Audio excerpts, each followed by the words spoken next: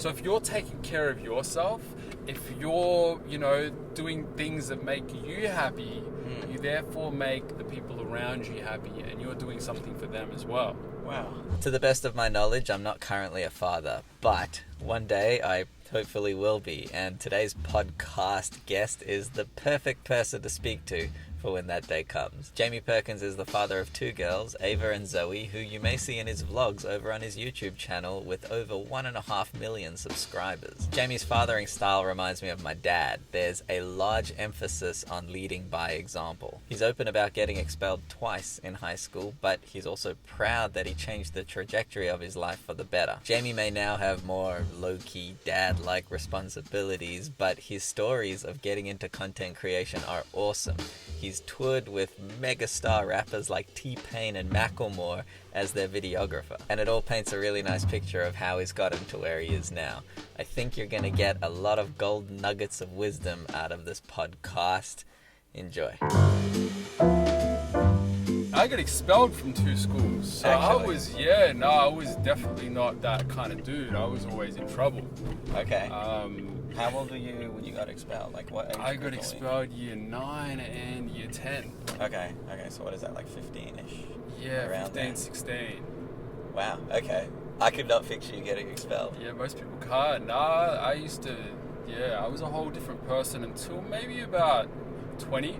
Okay. I think I always still had a big heart, but I hung out with a much rougher crowd growing up. I think I was maybe like 20, 21, and I just I looked around at the direction that a lot of my friends were heading in, and I just didn't want to head in that direction myself. So I just had a massive life change. Like I had friends who were going to jail, I had friends who were getting into like drugs.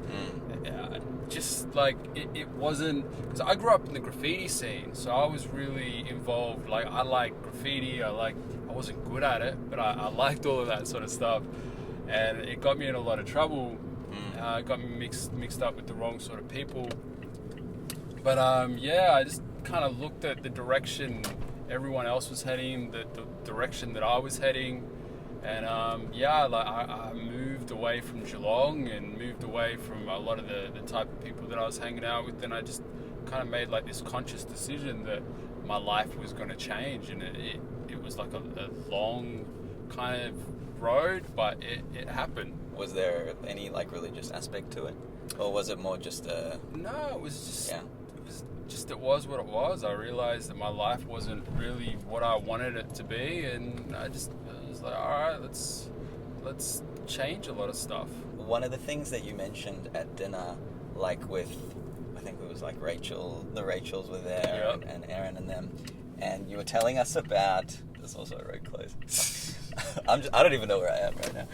You were telling us about like these rappers that you would follow on tour, and you would make these like videos, and I think this is probably where like the video creation stuff started. But your interest in that scene, which is like, the urban kind of scene, probably started in Geelong when you were like... I used to rap when I was younger. You were a rapper? I was like an Australian hip-hop artist. I cannot picture that. Most people can't. Is there any content out there of you Not rapping? Not anymore. I've taken it all down. The first videos on my YouTube channel were all music. Really? Yep. The rappers that you've made videos for, can you talk me through, like, I know you've told me this in private, but like, can you share some of the rappers that you've made these like promotional videos for? Yeah, who have I been on tour with? I basically used to tour with a lot of rappers. I was kind of the go-to guy in Australia when rappers or R&B singers came here and they wanted like an after movie, like a documentary of their whole tour. So I've been on tour with YG multiple times, Ty Dolla $ign, Ja Rule and Ashanti, Macklemore, T-Pain. Was it Macklemore because you kind of look like him?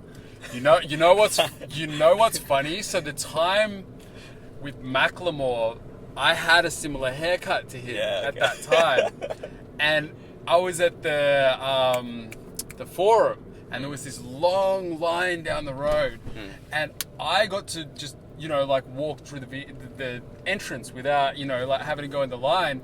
And everybody saw me just walking in, and they're like, "It's Macklemore! It's Macklemore!" And then I turned around, and I just saw this big look of disappointment from like 100 and something people, and they're like, "It's not him." But all of these rappers, like, how did you reach out to them? How did you get in front of them? And also, for context, how long ago was this? Like, what's... Ooh, probably like 8 years ago, maybe. Okay. It's been a while, 7 years ago, something like that. Not that long ago. Okay. So basically, the way that I got into it, I just started shooting videos. Like, I'd literally been learning how to use a camera and edit videos for about 3 months. Okay. So I was still terrible at it.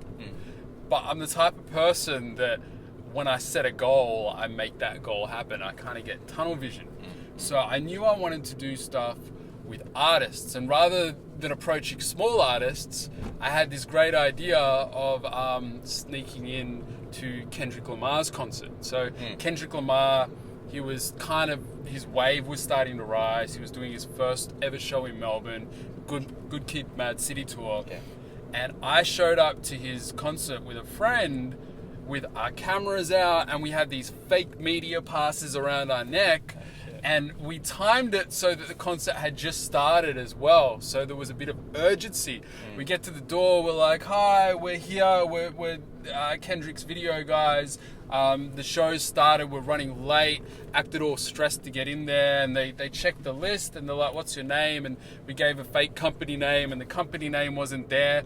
And then we're like, "Oh, it must be under another name." They're like, what other name could it be under? And I'm like, "I'll try Jamie." And they looked through the list. There was a Jamie on the list. Just by chance. Ticked it off. They didn't ask my last name or anything. They just ticked it off. They're like, go in. Oh, So we go backstage. We're like filming this shocking video. Like, I had no idea what I was doing. This video was terrible. Right. But go in halfway through the show. Security comes up to me and my friend. They're like, "Look, we can't figure out who you guys are, if you're meant to be here or not. So we're not going to kick you out, but we're going to have to ask you to stop filming." We were like, "All right, cool." So we stuck around, watched the rest of the show. After that, went back to my friend's studio. We edited this really average video of him. Like, his performance wasn't average, but the editing, the filming was really average. Right. It was like two cameras from the exact same angle with pretty much the same focal point. So it made no sense for cuts. Okay. We put it online, and I think it got like 100,000 views in a few days. It was crazy. Okay. And at that point, I was like, I'm onto something. No one was doing this in Australia. No one was doing these sort of videos. What platform did you put it on? YouTube. Okay. And this was on your channel. Yep. Gotcha. Then I started... You can find anything you want on Google. So I started looking up, like artists who I like, who were coming to Australia's managers' details. I found Macklemore's manager, who's actually was his girlfriend, now his wife, mother of his kid. Found her details. He was coming to Australia. He was an independent artist. He was just about to blow up at this point. Okay. I sent the Kendrick video, kind of told a white lie that I'd been Kendrick's videographer. And she was like, "Do you want to come on tour with us and use our Red camera to document the tour?" Wow. I had no idea how to use I didn't even know how to use a DSLR. Right. I almost said yes to the full tour, but I realized I would have got found out not knowing how to use a Red camera. Right. So I just did like a Melbourne concert with them. Right. And it was crazy. And then from that, I uploaded some footage from the Macklemore thing, and promoters started hitting me up. Crazy. It was weird. It's insane, and it's there must have been such a there must have been such a demand for outside of their own cities and stuff. At that point, there was a lot of people doing concert photography, but there wasn't a lot of people doing videos. So I had next to no competition at this point in time. That's so cool. At what point did you start talking about that publicly? Or was it more just generally kept private? Probably a few years later, I talked about it, because it wasn't really something worth bragging about at the time, because it may put artists' management off wanting to work with me if they knew that I had done that sort of stuff, because it was a little bit sketchy. Fair. It's so funny though. You know what it reminds me of? It's like there was a thing. I think it was with Microsoft. or maybe Google, basically they got hacked. And I think it was Microsoft, and Bill Gates came out with this thing saying like, we're aware of like some data breaches or some sort of security breaches. To the people that are doing this, like if you come forward, we've got a job available for you. I never heard that story. That's it's cool. It's genius though, because it's the people that are able to like infiltrate their like mainframes and all that kind of stuff. Mm-hmm. Although, yeah, sure, there's a cheeky element to them, but they obviously have skill. Yes.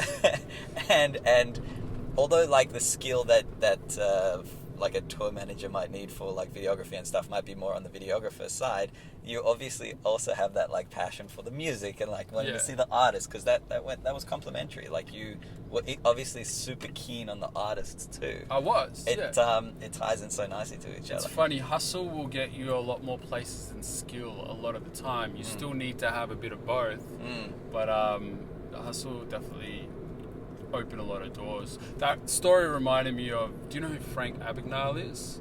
Catch Me If You Can? Yes. Hell yeah. So did you know that, I don't know if it's still the same, but for quite a while, the checks in Australia were designed by him. Oh, really?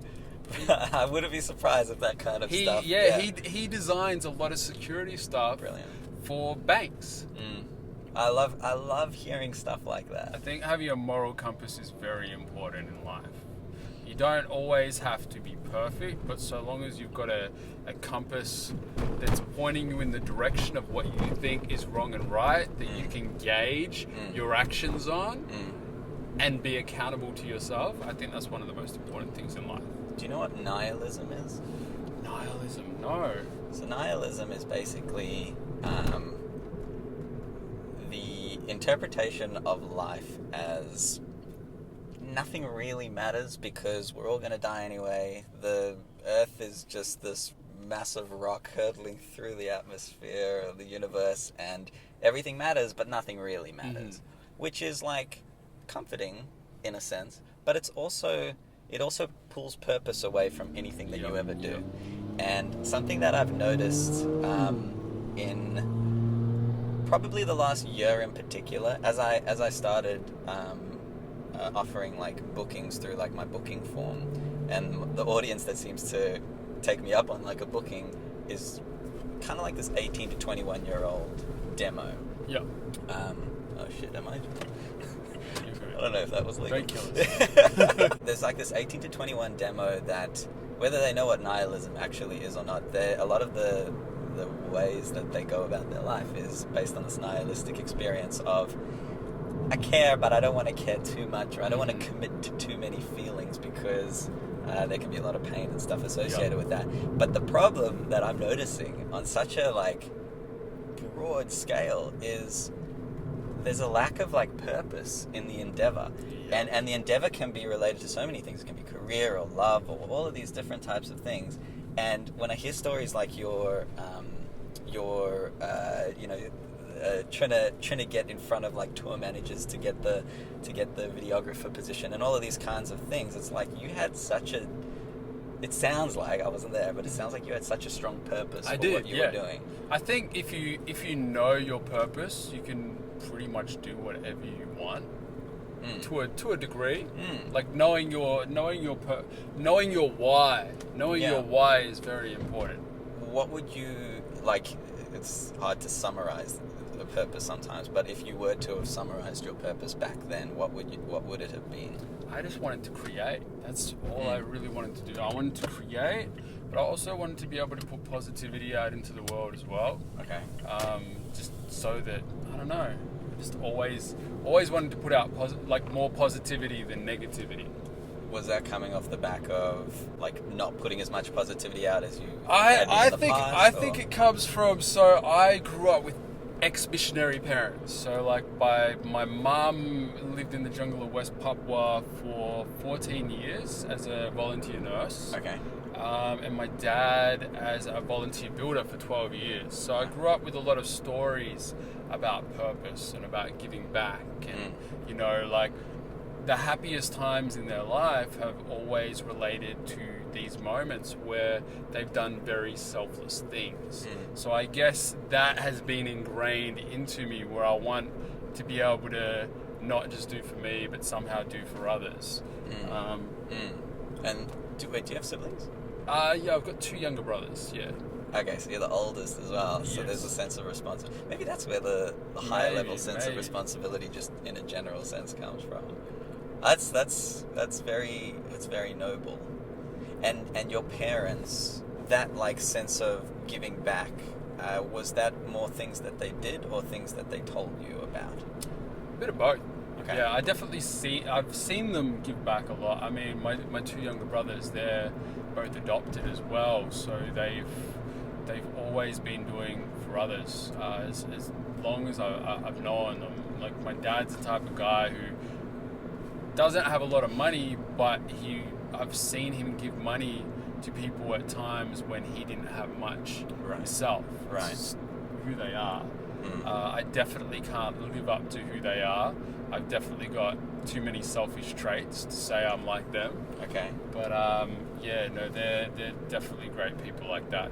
Darren from Audio Production here. No parenting is ever perfect, and I think every child will experience at least some level of resentment towards their parents for certain things at some point. The thing is, once we eventually leave the nest, I believe the truest test of character is how we process that resentment later in life. Do we let it eat away at us until we become bitter towards our guardians, or do we figure out how to work through it and avoid repeating patterns that we don't agree with? Was there ever a period where you held a level of resentment? Definitely. I feel like everybody, or maybe not everybody, I think a lot of people going through life, they struggle to understand their parents' decisions. Right. And I was definitely like that when I was younger. When I was younger, I never really wanted to be as selfless as my parents. Right. Obviously got into a lot of trouble when I was younger. Yeah. But becoming a parent has made me appreciate their style of parenting a lot more. It's funny, I never thought I would become like my dad. We're very different. He's very soft-spoken. I've always been quite loud. He's very different to how I was when I was younger. And since becoming a parent, I've noticed myself morph into him a lot more. Wow. And made me understand a lot of his decisions. Interesting. And why he does things that he does, and why he was strict with certain things, and why he believes certain things. It's really weird how you gain that new perspective of your parents as you become a parent. But what about you, just as somebody who isn't a parent? Has your perspective of your parents' parenting changed as you've gotten older? So, it didn't, and then it did, and then it didn't. I throughout most of my life, I've always, that whole honor thy mother and thy father. Yep. My family's not religious at all, but there are certain things that I guess have just been rooted into me from a young age. Yep. And it's probably respect for your elders and things like that. And perhaps I wasn't questioning enough at the time, and I looking back now, I always respect people that question the rules, because you absolutely should. I questioned everything when I was young. I really struggled with rules when I was a teenager, and I think that's why I like rules now, because I saw where that led me when I was younger without really having structure in my life. Sure.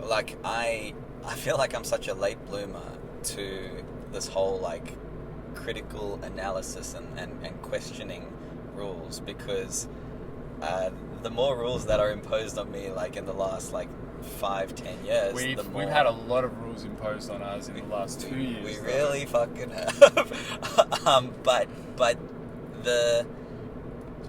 that aside, I've for the most part always just kind of accepted the rules. Yep. And it's kind of led me to a place of people pleasing that I don't. Which is something I struggle with myself. Right. And I think it's a very common thing. I don't like the people pleaser element of me as a whole. I can relate. But it has also put me in so many really, really good situations. So it's this inner battle of I understand like why I'm a people pleaser and all of this kind of stuff, but I also, yeah. Anyway, it's like it's a back and forth battle. Earlier this year, I started seeing a therapist. Yep. I see a therapist as well. He's amazing. Like I recommend it to everybody. 100%. Like the reason why I started seeing a therapist was because I knew that there was a lot of stuff like from my childhood that was going to affect like future relationships and things like that, and I wanted to just talk about it. And my therapist helped me helped me through so many things, and in doing so, I suddenly found that I had a level of resentment towards my parents, and I'm like, what the hell? This is the first time in my life where I'm finding myself a little bit resentful. But it wasn't because I was actually resentful of them. It was just stuff was surfacing. Yeah. And now I'm like getting to this really nice place of like I'm processing a lot of it, and I'm once again back at this, especially with my dad. Like I admire so many of the things that he did when it came to like discipline or rules or just like structure. And he wasn't like, he wasn't an enforcer or anything. But like the resentment grew a little bit, but then I'm like, actually no, I understand it. But I'm not a dad. Yeah. I'm not a dad. See, that's the hard thing about being a parent. Like, I think no matter how you parent, there's going to be some things that you do thinking you're doing the right thing that your kid is going to tell you in their 20s, I wish you didn't do that. And you're going to be caught so off guard. And I'm constantly trying to avoid those situations. But I know I'm going to mess up here and there. I've probably already messed up a bunch of times. I mean, I know I have. But as parents, you just got to... Parents, they just... That's actually one of the interesting things that I've learned since becoming a parent, that parents are just regular people. Because before becoming a parent, I used to look at my parents with this really naive, you're supposed to be perfect view. And it's not like it's that. Not. Yeah. It's kind of, I totally relate to that on the parent level, and then also just on the adult level. Yeah. Like when I left high school, Maybe turn here. When I left high school, I was I was like, oh shit, everybody who's supposed to be an adult is really just a kid. Yep. Like we're all just kids, and some of us are like more proper in the way that we're kids, and then some of us are just really not. Like it's there's no such thing as that adult or parent that's absolutely perfect. It's fake. We're all figuring it out as we go. Yeah.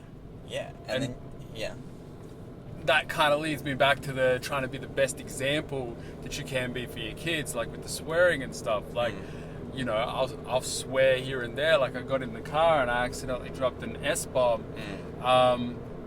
It'll come out, but I don't let it come out in front of my kids because I'm conscious that I have to set an example, and parents are like that. We're not perfect, but we're trying to the best of our abilities to be the person that we want our children to grow up to be. It's the endeavor. Darren from Audio Production here. Through extensive journaling, I came to a neat little conclusion a while back, and I want to share it with you, a direct excerpt out of my journal. Here goes. I can bitch and moan about certain instances in the past that I don't agree with when it comes to my parents, but ultimately I know very well that I like who I am today, and I'm largely the result of my parents' influence. I choose to have a relationship with my parents, and I can question and query events of the past, as I should. But I'm an adult now, and from now moving forward, I take full responsibility for looking after myself and influencing people that I love around me. If I'm still experiencing resentment after accepting the above, then perhaps I'm psychologically projecting, and maybe the resentment reflects elements of myself that need to be addressed. It's like, well, if I like myself, and that's kind of how I keep coming back to this thing of respect and adoration for my parents. It's like, I like myself because of what they did to me. And I think that's what all of us do as parents. Like, we're constantly evolving. Like, we take some things from our parents that we think worked, and then there's other things that we think didn't work. And it's like, all right, I don't want to do that. Yeah. And, we grow with each generation. Yeah. Just back to the purpose-driven thing. is your purpose, obviously you have kids now, but is your purpose different now to what it was when you were hustling? Definitely. Check out this. Yeah, it's a Bengal cat. That's what I've been looking for, a Bengal cat for wait, can you reverse? Yeah, no, yeah. No, I'm kidding. I didn't know you wanted to steal it. I thought you wanted to have a close look. I've been trying to buy a Bengal cat for a while, and they're really hard to get. How would you describe your purpose having changed since the days of hustling for content and fatherhood?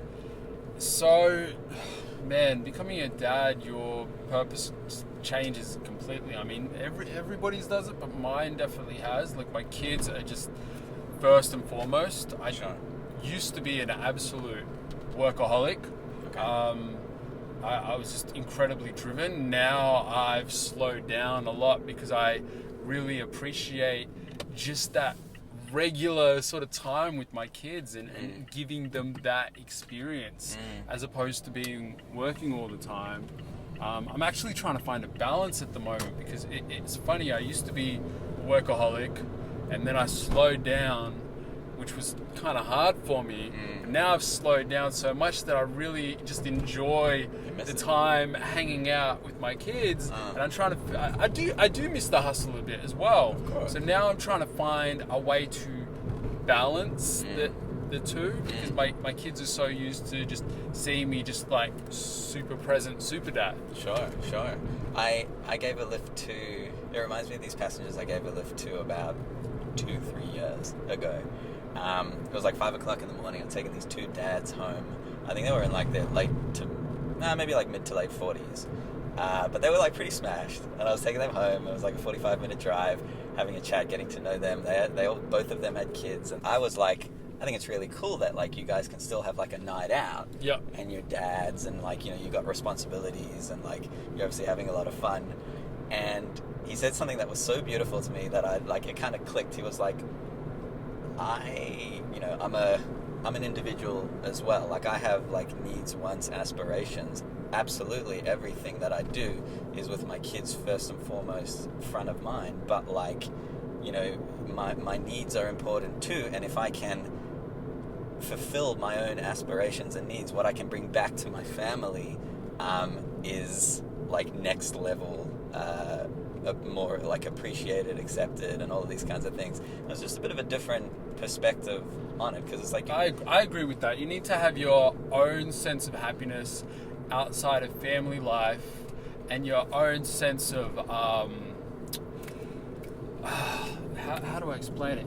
You need to have your own sense of identity and be successful at something outside of family life as well, so that you can teach your children how to be unique individuals as well. Somebody said this thing to me. This is something that impacted me sort of in a similar way. Years ago, they said to me, what do you think is a candle's job? What would you say is a candle's job? To create light and warmth. That's literally the exact same answer I said. I said to provide light and to give warmth to people around it. Okay. And he just turned around and he said, no, a candle's job is to burn. It's its only job.